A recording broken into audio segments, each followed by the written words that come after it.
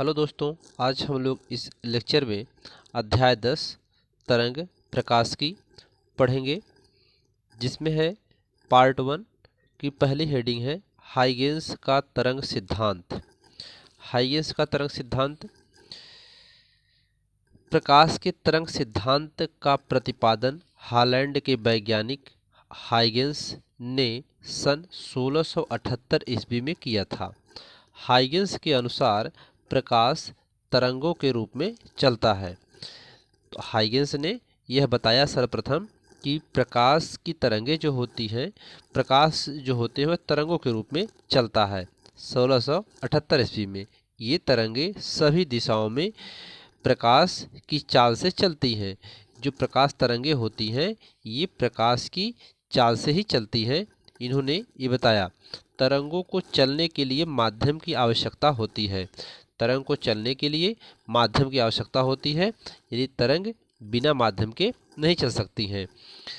इनके अनुसार ब्रह्मांड में प्रत्येक ओर लगभग भारहीन पदार्थ उपस्थित है, जिसे ईथर कहते हैं। उन्होंने माना माध्यम ईथर का घनत्व बहुत कम तथा प्रत्यास्थता बहुत अधिक होती है।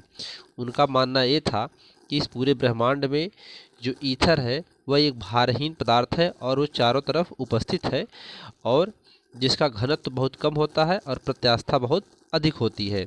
तो विभिन्न रंगों के प्रकाश की तरंगें भिन्न भिन्न तरंगदैर्ध्य की होती हैं।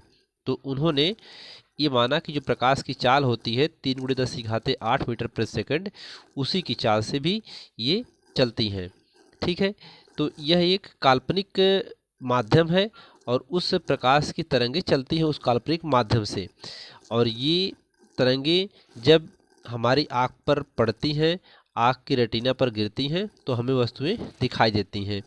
तो हम विभिन्न रंगों के प्रकाश की तरंगों को भिन्न भिन्न तरंगदैर्ध्य, अर्थात तरंगदैर्ध्य मीन्स क्या होता है, वेवलेंथ, उसकी तरंगदैर्ध्य की लंबाई वेवलेंथ की होती है, तो हम उसको देख पाते हैं। तो ये हाइगेंस के तरंग का सिद्धांत था। हाइगेंस का द्वितीय तरंगिकाओं का सिद्धांत। हाइगेंस ने तरंगों का संचरण निम्न परिकल्पनाओं के आधार पर समझाए। नंबर 1 है, जब कोई तरंग किसी माध्यम में संचरित होती है तो चारों ओर स्थित ईथर के कण कंपन करने लगते हैं।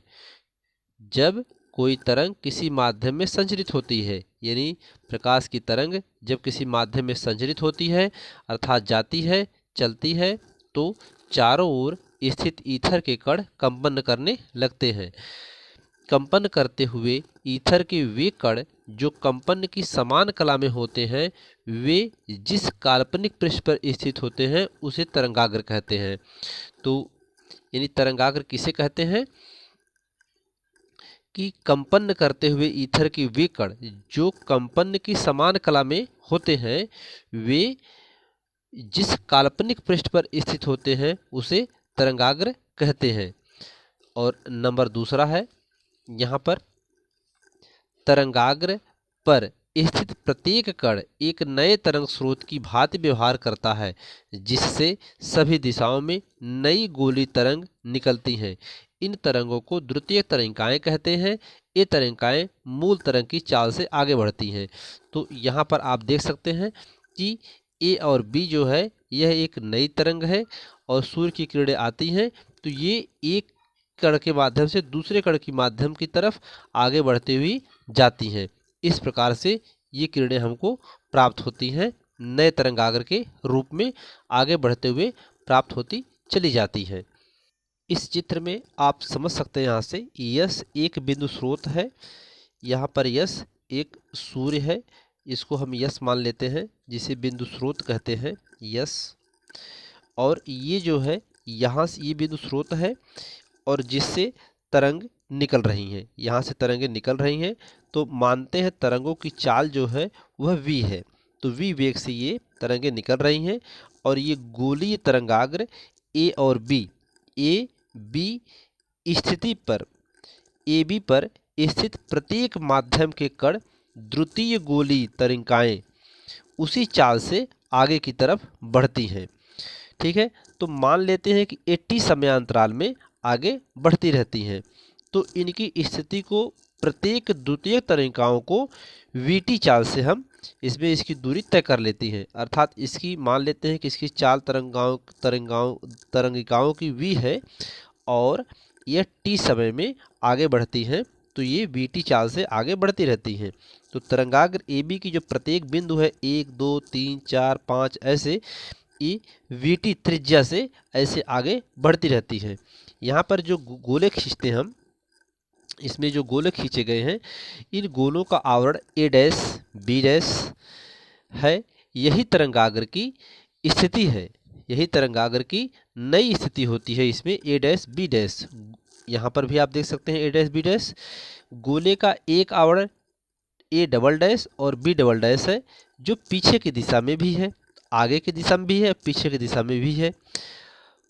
अब यहाँ पर हाइगेंस ने इनके सिद्धांत, परंतु हाइगेंस का सिद्धांत पीछे वाले जो तरंगाग्र A double dash B double dash है ये आवरण को स्वीकार नहीं करता है। यानी हाइगेंस ने इस चीज़ को नहीं बता पाए, इसको प्रूफ नहीं कर पाए। उन्होंने केवल आगे की तरंगिकाओं को ही बताया कि तरंगिकाएं आगे ही बढ़ती हैं, पीछे नहीं बढ़ती हैं। तो अर्थात हाइगेंस की ये कमी रही कि A double dash B double dash जो पीछे वाले आवरण की तरंगिकाएं हैं ये इसको स्वीकार नहीं करती हैं। तो समतल तरंगाग्र आगे बढ़ना समझाया गया है यहाँ पर। तो वह दिशा यहाँ पर हमें समतल तरंगाग्र के रूप में आगे बढ़ते हुए समझाया गया है। तो वह दिशा जिससे तरंगाग्र आगे बढ़ता है किरण कहलाता है। क्या कहलाता है? किरण कहलाता है। और सवांग अर्थात होमोजीनियस माध्यम में किरणें सदैव तरंगाग्र के लंबवत होती हुए आगे बढ़ती हैं।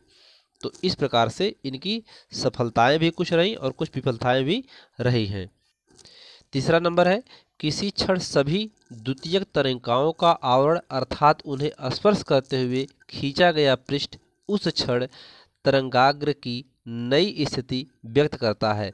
चित्र में ए डैश बी डैश नया तरंगाग्र है। हाइगेंस के अनुसार इसका पीछे वाला भाग तरंगाग्र होने वाले तरंगाग्र का भाग नहीं है, अर्थात A double dash B double dash इसको स्वीकार नहीं करता। हाइगेंस के अनुसार तरंगाग्र तीन प्रकार के होते हैं, गोली तरंगाग्र, समतल तरंगाग्र और बेलना तरंगाग्र। तो नंबर 1 है गोली तरंगाग्र। तो गोली तरंगाग्र में यदि प्रकाश स्रोत एक बिंदु श्रोता हो, तो एक बिंदु श्रोता हो तरंगाग्र प्रकाश का, तो बिंदु स्रोत से समान दूरी पर स्थित बिंदुओं का बिंदुपथ गोलाकार होता है। तो इसके समान दूरी पर चारों तरफ जो इनकी बिंदुओं का बिंदुपथ होता है वह एक गोलाकार होता है। इस स्थिति में गोली तरंगाग्र प्राप्त होता है। दूसरा है समतल तरंगाग्र। समतल तरंगाग्र में स्रोत से दूरी अधिक होने के साथ तरंगाग्र की त्रिज्या बढ़ जाती है। स्रोत से जैसे जैसे दूरी अधिक होगी उसकी त्रिज्या बढ़ती चली जाएगी, ये किरणें फैलती चली जाएंगी चारों तरफ, ठीक है। या वक्रता घटती जाती है और उनकी वक्रताएं जो होती हो घटती चली जाती हैं, लेकिन त्रिज्याएं बढ़ती जाती हैं। यदि स्रोत अनंत दूरी यानी बहुत दूर पर स्थित हो तो तरंगाग्र की त्रिज्या भी अनंत अत्यधिक होगी, त्रिज्या भी अत्यधिक होती जाएगी। अगर वह स्रोत बहुत दूरी पर होगा तो वह वक्रता शून्य होगी। इस स्थिति में तरंगाग्र समतल तरंगाग्र प्राप्त होता है। गोली तरंगाग्र से अगर वह अनंत पर है तो वह कैसा प्राप्त होगा? समतल तरंगाग्र प्राप्त होगा। आगे इनका है तीसरा नंबर बेलनाकार तरंगाग्र।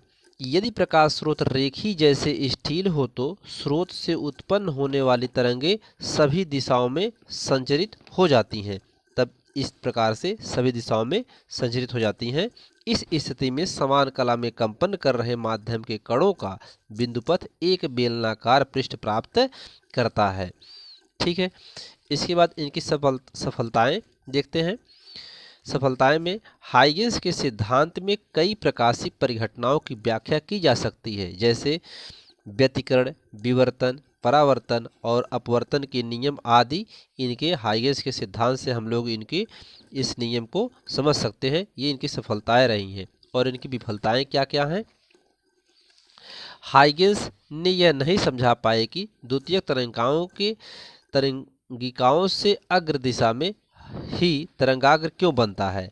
पश्च दिशा में क्यों नहीं। ये इन्होंने नहीं बता पाया कि पीछे क्यों नहीं बनता है, केवल आगे ही बनता है। इस सिद्धांत के अनुसार प्रकाश तरंगों को अनुदैर्ध्य माना गया, जिसके कारण प्रकाश के ध्रुवण की व्याख्या नहीं की जा सकती। तो इनके अनुसार जो है उसको अनुदैर्ध्य माना गया और इसके ध्रुवण की व्याख्या नहीं की जा सकती है, परंतु बाद में प्रकाश को अनुप्रस्थ मानकर ध्रुवण की व्याख्या की गई। बाद में इसको अनुप्रस्थ माना गया अनुदैर्ध्य की जगह पे। ठीक है। माइकल मोरले ने अपने प्रयोग में काल्पनिक माध्यम ईथर की उपस्थिति को प्रमाणित नहीं माना। इस सिद्धांत से प्रकाश विद्युत प्रभाव की व्याख्या नहीं की जा सकती है।